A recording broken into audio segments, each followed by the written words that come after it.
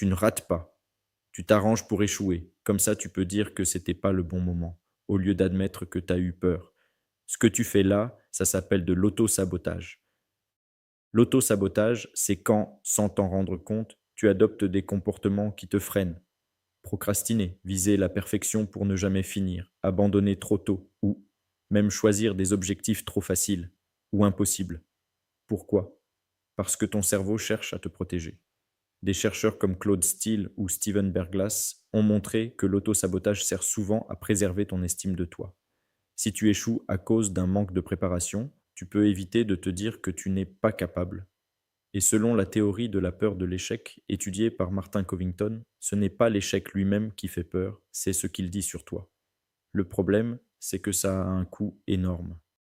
À force, tu renforces le doute, tu passes à côté d'opportunités et tu construis une preuve interne que tu n'y arrives pas.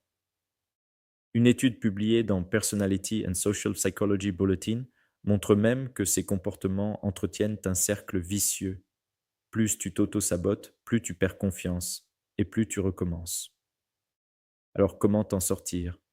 D'abord, repère ton schéma. La recherche en psychologie cognitive montre que mettre des mots sur ces comportements réduit leur impact. Demande-toi, qu'est-ce que je suis en train d'éviter? Ensuite, passe à l'action imparfaite. Les travaux de Carol Dweck sur le growth mindset montrent que progresser compte plus que réussir parfaitement.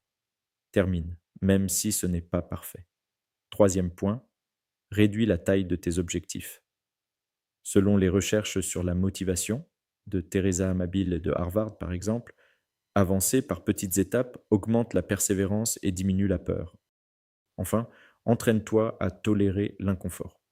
Les études en psychologie montrent que l'exposition progressive à ce qui te fait peur réduit l'évitement. En clair, fais-le même avec la peur. Si tu te reconnais là-dedans, commence aujourd'hui par une seule action que tu repousses.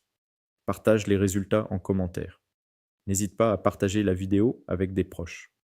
Ici, nous transformons les meilleures recherches scientifiques en conseils simples et pratiques pour améliorer la vie quotidienne.